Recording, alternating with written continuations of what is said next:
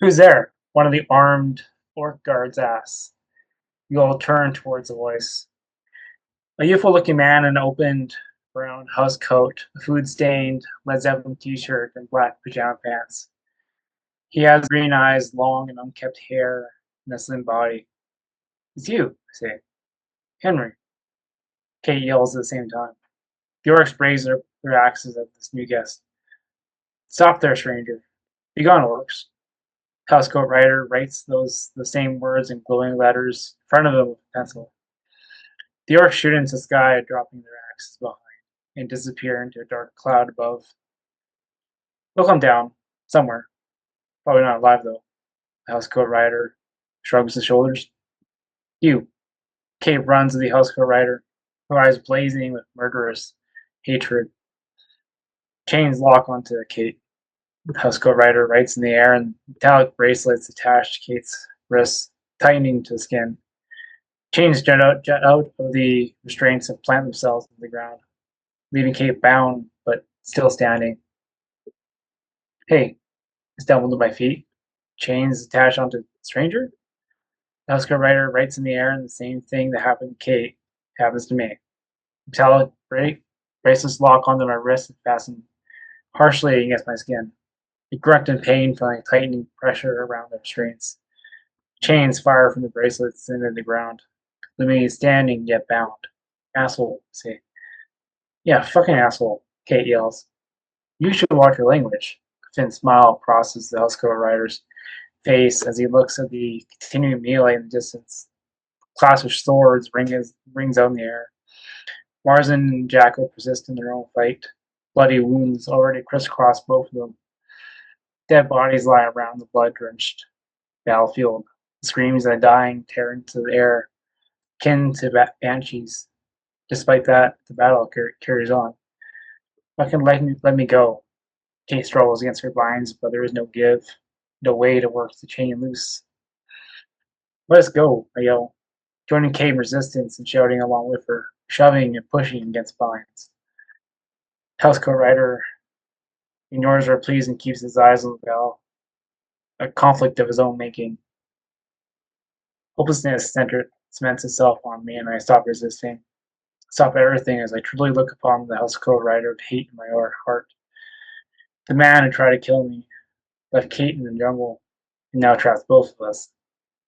However, as I look upon him, there are very few lines on his face, no gray in his hair. But the thing that I find most unsettling is that he looks like someone you could trust in a matter of seconds. Spill your life secrets to and trust that he would do the same. Whereas I feel these heavy chains and tight metallic bracelets on me, I know that not to be true. He may wear the face of an angel, but he has a demon's heart. No wonder I left. The housecoat rider surveys the continuing battle. "Are you done?" he asks us, but doesn't turn. "Fuck you," Kate yells, fighting and trying to move closer to the housecoat rider.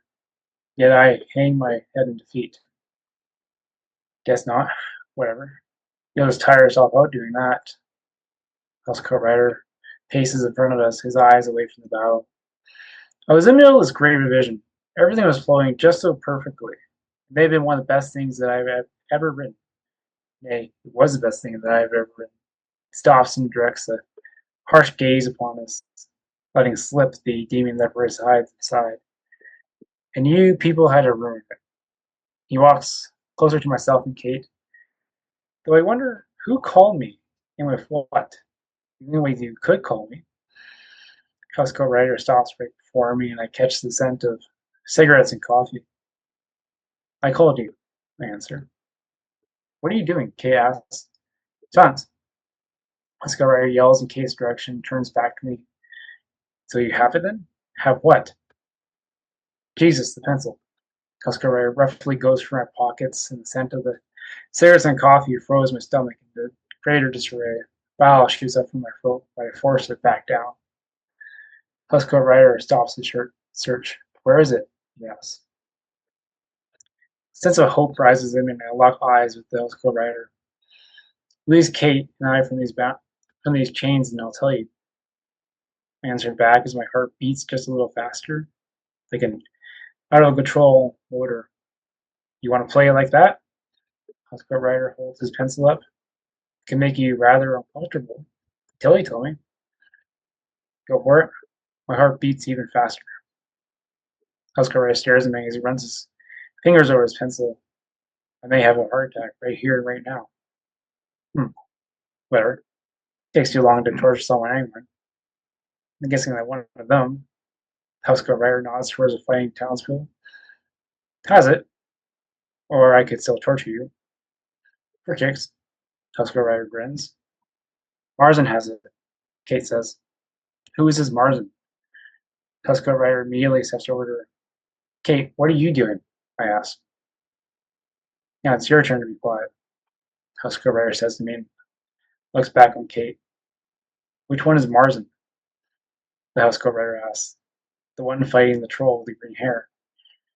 Husker Rider looks at the fighting and sees Marzin. Ah, the demon. And like that, he walks off towards the battle. We gave away our leverage, said Kate. He did the same. Besides, I wouldn't have done it if I didn't have a plan. Yeah, what's your plan? Watch. Kate uses her left hand to push down the metallic bracelet around her right wrist.